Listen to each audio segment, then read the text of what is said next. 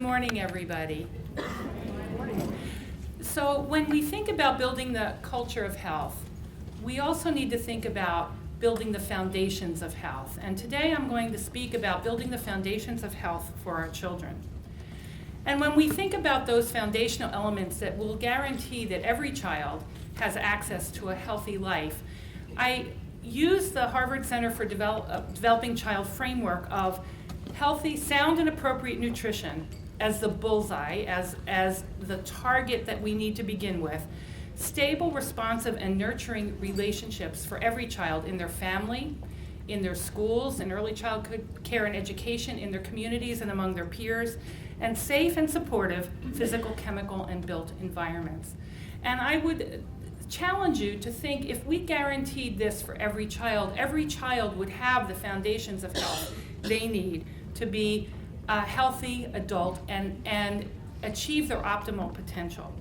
And we know, and you are you exemplify what this model says, that we know the foundations of health are really rooted in the community, in the socio-ecological model, and they start with the child, the genetics of the child, the age of the child, the family situation, and we'll talk a lot about that. They involve what community the child lives in and what resources are available for the community. And they move out into the state and regional and national levels. So in this room, we exemplify the socioecological factors that impact children and impact their health. And so we're going to start by talking about child nutrition, and I think this is a great definition, and this is an adequate diet. And so an adequate diet, and they're not even talking about an optimal diet, but one that contains an appropriate density of nutrients, is diverse so that it supplies adequate but not excessive amounts of nutrition, is tasty, palatable, culturally acceptable, affordable, and available year-round, and supports normal growth and development. For many years in this country, we have taken nutrition for granted. We have just assumed that children would automatically get the nutrition they need, that they would have the access to the nutrients that support healthy growth and development, but that is no longer true. And we are now looking at what we call the double burden of nutritional problems in this country, and globally for that matter. But obesity and undernutrition have been seen as separate and sometimes opposing entities. So you'll go in your communities and you'll find people working on obesity and people working on hunger and food insecurity. However, these two conditions coexist, and they coexist globally. So now globally we have more children that have problems with overweight and obesity than malnutrition, but they're existing side by side in the same countries, in the same communities, and often in the same families. And so we now have this dual burden that in this country affects almost half of our children, either with obesity, overweight, or food insecurity. And many of you have seen this map of the United States, and this shows the concentration of obesity in the United States, which at minimum is 10 to 15% in most of our states, but you can see in our southeastern region the high concentrations of obesity. So this means that where a child is born, spends their early years, inexorably alters their health trajectory. They are embedded in their communities, and how that community is and how healthy that community is enables how healthy that family can be, changes their health parameters and changes those health parameters for their life. This is a map that shows our youth, 9 to 12, who consume fruit two or more times a day, and you say that at best, only 10 to 14 of our children are consuming fruit 2 or more times a day. And I just illustrate that use this to illustrate sort of the very basic things that we may take for granted, that people will be consuming fruits and vegetables and consuming a healthy diet, are not necessarily occurring in our reality. These are the percent of people age 15 and older who engaged in sports or exercise on an average day. And the yellow is actually low, and coincidence, it's low in the areas that have very high rates of obesity, low also in areas that have a climate that you would think would be conducive to activity. So we have disparities, and we have disparities that are geographic, socioeconomic, affect our minority population. So each child born in this country is not getting an even shot at optimal health. And every time I see these maps, they activate me. Because they activate me when I think that just by the accident of where you happen to be born will set your health trajectory for the rest of your life often. And that is something that we are here to remedy. So we know that there are many antecedents of the obesity epidemic, and when I started my clinic in 1988, I was seeing mostly adolescents. By the time I retired last year, I was seeing babies with obesity. And we know that there have been some socioecological factors and cultural factors that have arisen. This is just tracking soda production, regular soda consumption over the course of decades, and it parallels in many ways the obesity epidemic. How many people have seen this scene? I mean, my goodness, you live on the turnpike, right? So how many of you have, raise your hands, how many of you have seen this, right? All of us have seen this. So I challenge you, what healthy food could you find in this scenario? Somebody tell me. Nuts? Water? Maybe yogurt. Okay. So this is on one end of what folks are seeing and when they go out to buy food, but it is common. And what this really represents is the advent of man-made food, a processed food in our culture. So no longer are people getting ready access to what we would, natural food, fresh fruits and vegetables. They're getting access to highly processed foods. And these foods have been engineered. And I don't know if any of you have heard of what's called the bliss point. Back maybe 20 or so years ago, the Army was puzzled because they needed their soldiers to be eating the rations they gave them in the field. And the rations were not very tasty, and the soldiers were not eating them. And they hired food scientists to say, make this food taste better, so that our soldiers will get the calories they need. And they did. And out of that food science came a food science of palatability. And so food is now engineered to taste good, to taste so good that you will bypass satiety. You will keep eating that food. Okay, so now we have an environment full of food that's literally been engineered so that you will not just eat one, you will eat two, you'll eat enough to bypass when you would normally say you're hungry. Is this the only problem? No, but these are some of the cultural factors that have come into play that have promoted obesity in our culture. The other thing that has happened is low cost, high calorie dense food of low nutritional value. So one of my patients would say to me, Dr. Hassink, the dollar meal is not an option for me. It's a necessity because that's how I get a lot of calories for very little money. And if you don't know how to cook, this becomes even more enticing. And so many of you, maybe of my age, might remember home ec, where we taught kids to cook in school. That has literally gone away. So now we have families, maybe the second, maybe third generation now, who don't know how to cook and prepare the food, even if they had access.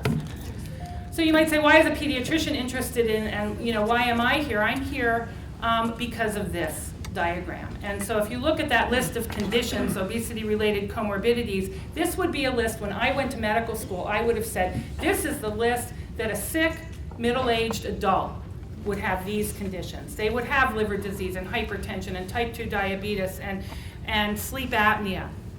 Okay?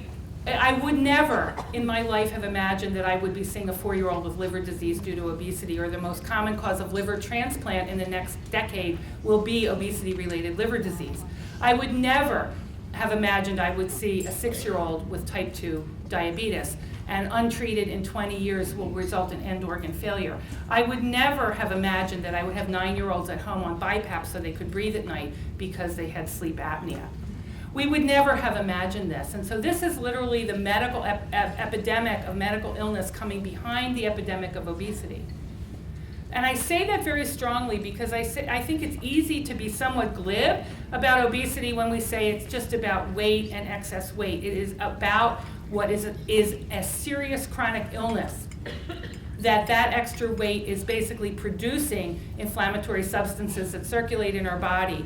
It's burdening the hearts of the children that have obesity and the adults. It's taxing their lungs. This is a serious chronic illness. And I'm staying on this point a little bit because I think when you go and you engage in advocacy, it's easy for people to say, well, it's about diet and exercise and just eat better, exercise more, but not seeing the absolute seriousness of this as a disease. And this is a disease that's going to catch up our young adults and our people in their highly productive and childbearing years and make sick, chronically ill parents for the next generation of children. And this is what we're worried about. So again, we go back to what are the causes? The causes are multiple and they come from all areas of our culture. What are the solutions? They're going to have to be the same solutions. The solutions are going to have to take place across sectors, connecting all of us in working toward a solution-oriented framework for obesity. So this year, I've been talking a lot about food insecurity. And I've been talking about food insecurity because in many ways this has been an epidemic we've lived with for a long time. About 21% of our children have food insecurity. And we have lived with this problem for decades, and it has been somewhat submerged in our culture. We hear about it around Christmas time and Thanksgiving when we donate to our food banks. But what we're not always hearing is this food insecurity also gives rise to a host of problems for children and families. More frequent stomach aches, cold, more frequent hospitalizations, anemia, headaches, chronic conditions, anxiety, depression, difficulties in school. So the child having difficulty in school may have a learning disability, may have attention deficit disorder, but may be hungry. Okay, the child coming and complaining of a stomach ache may have the flu bug, may have another indigestion, but may be hungry. And we have a subterranean stream of hunger running through our culture. And if you add food insecurity, overweight, and obesity, these problems affect 50% of our children. And again, you see that food insecurity is pervasive by looking at that map of the United States. 10 to 14% in the lightest blue, 25% in the darkest blue. Children everywhere in this country are suffering from food insecurity. And what does food insecurity mean? It means that I'm not sure if I'm going to have enough food to eat, especially by the end of the month. Sometimes I have food, sometimes I don't. Very low food security is measured by people who are actually not literally eating enough during the day to maintain healthy growth and their overall health. And it's costly. So the annual cost burden of hunger in the United States is $167.5 billion, and it's associated with the cost of charitable giving for food, chronic illness, psychosocial dysfunction, diminished learning, and economic productivity. So we have a food security problem in our country. So 21% of US children lives in households that were food insecure at some point during 2013, and 1% experienced the most severe level, where these children did not eat enough during the day. I throw these questions up. These are questions from the Food Insecurity Survey, and these are questions parents and families are answering in the affirmative. They worried food would run out. The food they bought did not last. They couldn't afford a balanced meal. They cut the size of a meal. They cut or skipped a meal in the last 3 months. They ate less than they felt they should. They were hungry but did not eat. They lost weight. They did not eat a whole day. And they did not eat for a whole day in the last 3 or more months. So these are questions being answered positively by the families in our country. And children are at higher risk. So if you look at the dark green, where the highest rates of food insecurity are, up to 30%, you see the overall food insecurity is bad enough. But when you look at families with young children and children, food insecurity, again, is pervasive. And we know that half of our children, young children and young families, live 200% or below of the poverty level. So these are our food insecurity rates, and they've been fairly consistent. And again, it's been like this chronic problem permeating our society that is the cause of physical and psychological and learning problems for our children.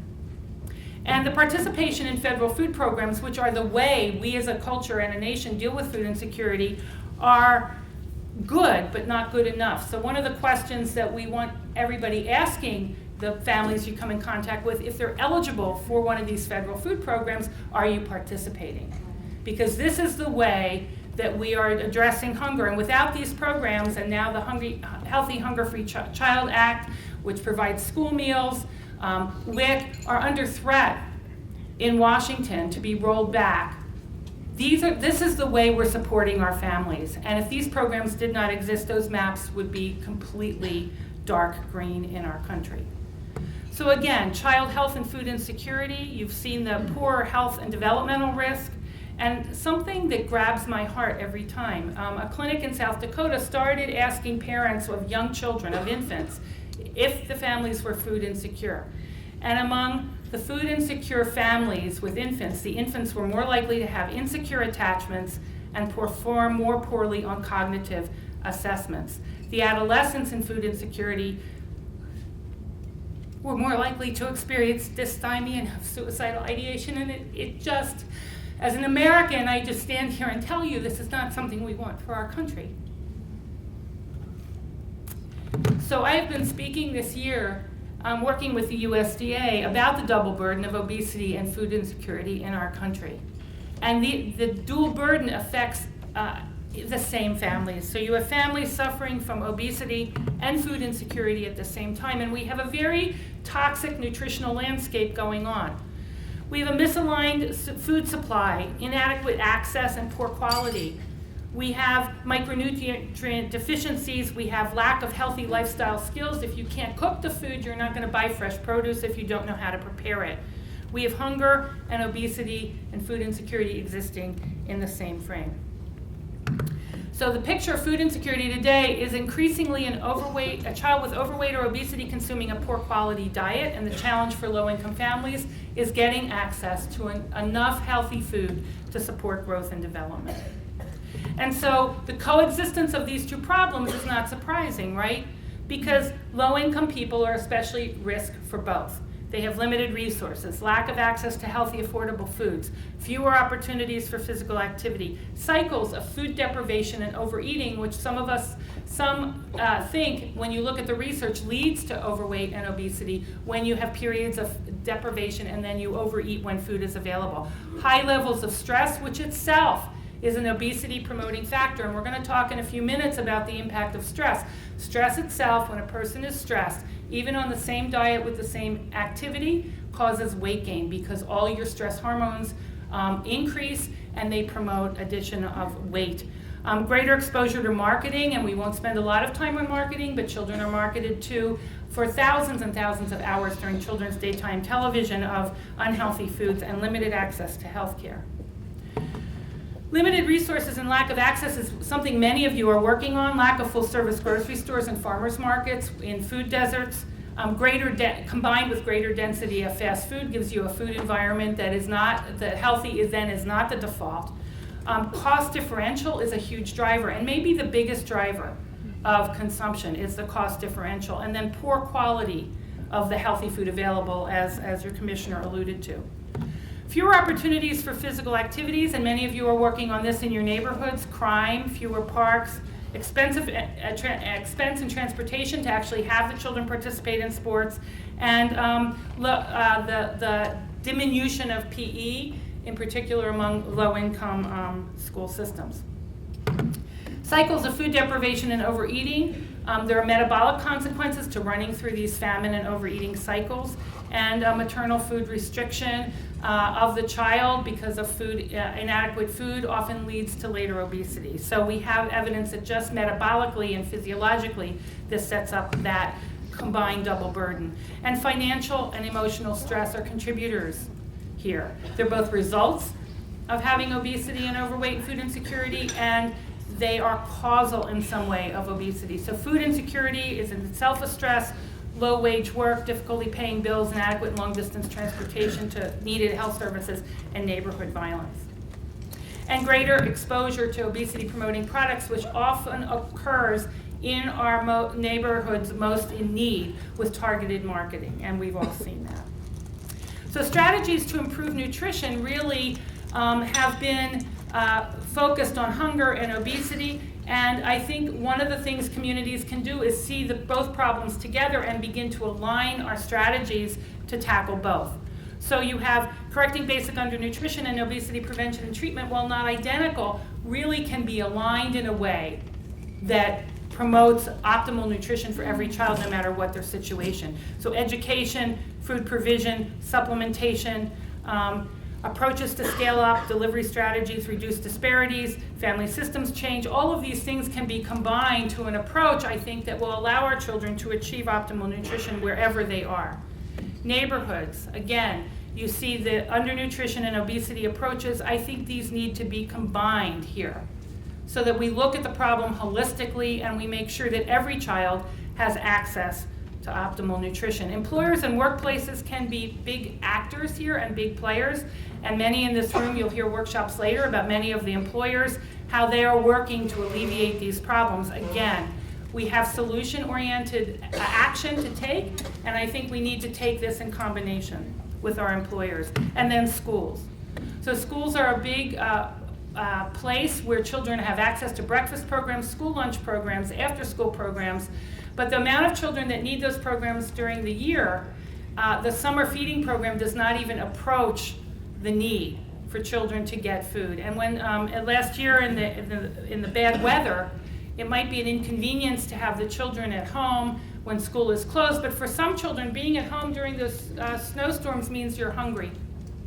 You're not getting enough to eat. So schools and childcare and community venues for provision of food, we need to think not just about the school year, we need to think about weekends. So many people are giving children backpacks with food in it to take home. Many people are trying to change summer feeding program regulations so you can roll right in. If you're a feeding site during the school year, you can roll right into a summer feeding site. In the rural areas, there's requirements that children be fed while you're sort of on site. They're trying to get regulations so you can just drop off food in the rural areas so you can deliver more food to more children. So at the community level, you know what the interventions are, and we're asking the community organizations to step up and get engaged in providing education, skills, and actually food. And even the hospitals are. So some of the adult hospitals now have food pharmacies. Hasn't hit the children's hospitals yet. So food pharmacies are something where if you're an adult and you have food insecurity at home and you just had surgery, you stop at the food pharmacy and get food before you stop and you get your prescriptions to take home. Because we know as physicians that you will not heal well if you don't have adequate nutrition. Hospitals are having farmers markets and providing food education and are the sites of summer feeding programs. And again, we have our WIC sites and our SNAP participants and Food at Head Start as our federal feeding programs. So advice we give to our pediatricians now, and we just released our food security policy statement a month ago, is ask the 2 food security questions of your patients. And of course, you never want to ask any questions without knowing how to give those patients access, know where your community food banks are, and ask if people are participating in federally qualified federal food programs if they're qualified, and then screen for poverty-related health conditions, because we know the health conditions that go along with food insecurity and poverty are pervasive. So now I want to switch to the second ring of our circle and talk about healthy relationships and toxic stress. So we released a technical report, which is basically a lot of background on toxic stress, and it was called The Lifelong Effects of Early Childhood Adversity and Toxic Stress. And so we know that when we undergo stress, our bodies change. In our bodies, we have hormones that increase, our blood pressure increases, our blood sugar increases, our cortisol increases, and we adapt to that short-term stress. But when that stress doesn't end, we are in an altered state, and we are in a state that promotes ill health. We also have genetic responses to long-term stress through mechanisms that we could talk about a long time, but they change how our genes read out by what comes into us both behaviorally and nutritionally from our environment. We know that poverty is an incredible stress, and these are the poverty rates of children in poverty in our country. And you can see from 2000 to 2012, we've had an increase, and that red is 20% of children in poverty, and the purple is 30% of children in poverty. So poverty is an accelerator of all the stressors and other chronic illnesses and problems children and families have. And these are children in poverty, and you can imagine that it's very hard to access the foundations of health when you're living in poverty and struggling for your daily survival. So race and ethnicity also magnify the effects of poverty. So we have our minority populations harder hit. And we have a study that we need. I don't know how many of you are familiar with the ACEs, childhood ACEs or adult ACEs. Okay, I'll just spend a minute and tell you about that study. Vince Folletti was a doctor on the West Coast, worked for Kaiser Permanente, and studied adult patients with chronic illness. And ironically, a lot of these patients had obesity. And he asked the adults what had happened to them as children. And high percentages of adults, 20-25% of adults, had child abuse, psychological abuse, emotional abuse, parent dysfunction, maternal mental illness, parent incarceration, very high rates of these adverse childhood effects. And when Dr. Folletti then looked at the adult health status as adults, he found something remarkable. Maybe not remarkable to those of us who work with families all the time, but remarkable because now for the first time we had data that the number of adverse events you had as a child directly linked to your rates of heart disease, cancer, diabetes, orthopedic problems, liver disease, high-risk health behavior, smoking, promiscuity, drug addiction, mental health problems, poor job performance. So we know now that what happens in childhood is crucial for what happens to those children right then, but also crucial for their later health trajectories and completely alters and can alter their later longitudinal health. And so what is happening here is that we need to look at the child as if we don't build the foundations of health in childhood, we are in a compromised position when we are trying to get to a healthier population. So I want to spend a little time with us in a more reflective mood. And I want to talk about, and I'll go back to this slide, in our vision statement at the Academy, a part of our vision statement says that we want to raise the value of the child to society. And I will offer you this, that we are not going to attain a culture of health and we are not going to build the foundations of child health if we are not working on raising the value of each and every child to society. And this talks about human capital. So human capital is everything, all the potential a child brings to party when they're born. And all the things you acquire to be a adult who is optimizing their fullest potential. Your knowledge, intelligence, common sense, your personal attributes and talents that are housed within you. And what builds human capital for a child, the first builder of that human capital is the family. And I think that we need to begin thinking about how we shift how we're thinking about children and look at some of our frameworks from a child's perspective. We should be asking ourselves the question of what human relationships and how human relationships affect the child. How are we focusing on the child in our families, in our institutions, in our communities, among our peers? Are we focusing on the child? I've been at many meetings this year. I was at a Medicaid 50th anniversary meeting up we had a bunch of senators there and a bunch of people involved in Medicaid. I was the only person there representing children. And if I had not been at the table, children would not have been discussed. Nobody would have mentioned the word child. And the fact that I was sitting there, people looked at me and go, Sandy will mention the children. Sandy will talk about those kids, when half the children are on Medicaid. So every place that you go is crucial, because where you are, that will be the opportunity to raise the voice of your families, your communities, and your children, and at least change the conversation. So when we look at the social capital of a family, we know that children need healthy relationships between themselves and their parents, and the adverse childhood experiences is just one of the data points that we use. We know that parents need time to invest resources and energy in that relationship. And parents are running out of time and often have no time and often don't even think they have time, which is why our early literacy programs are so important, because the act of reading to a child is not only promoting literacy, it's promoting that relational strength that the child needs, that resilience that child needs.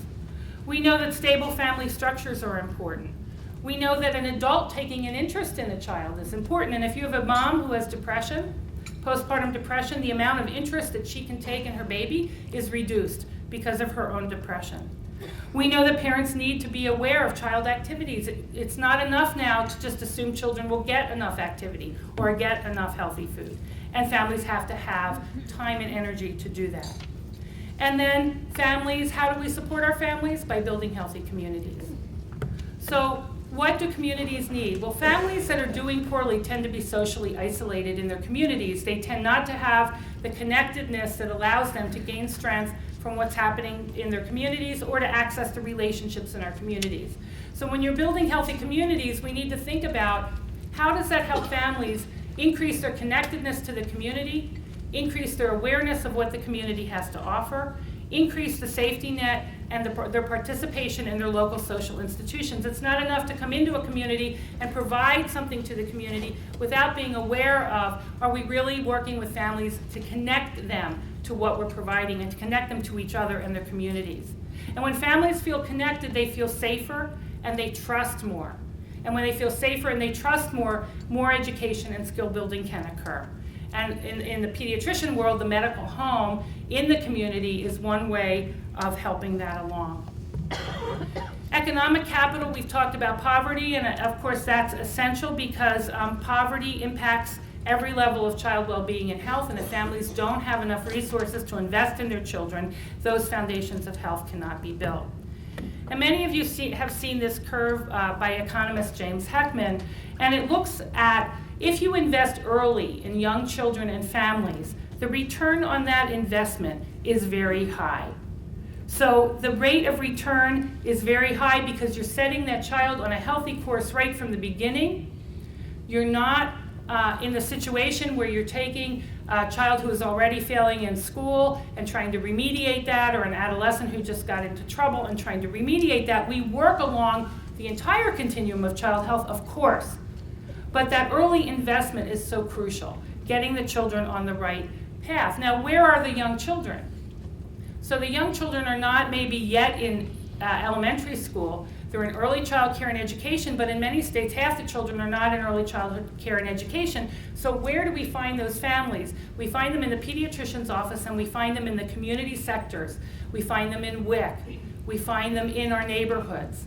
So finding the young families, connecting them, integrating them into the community, help provide these essential foundations for child health. And a lot of us are very focused on this work with young children.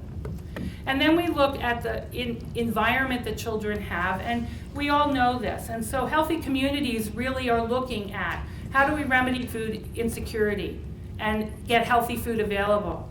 Injury rates, which are the most common cause of death in children in childhood, injury rates are higher in our disadvantaged communities, as is violence.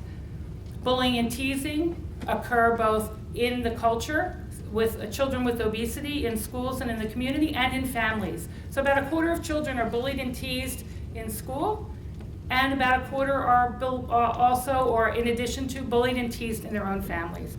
And safety is also a consideration. And educational capital. So we know that early childhood education, quality early childhood care and education is essential to our children. States vary between 20 and 50% of states not having 20% of children to 50% in some states don't have access to quality or any early childhood care and education. And then investment in our youngest children, investment in all children and families really is an equity issue. It's an equity issue for all our children. It is the way that we will help all children reach their potential. And so it's not enough, I think, anymore to say, well, everybody has an equal chance at this job or this education or getting into this school. They don't have an equal chance unless we have built those foundations for each of them.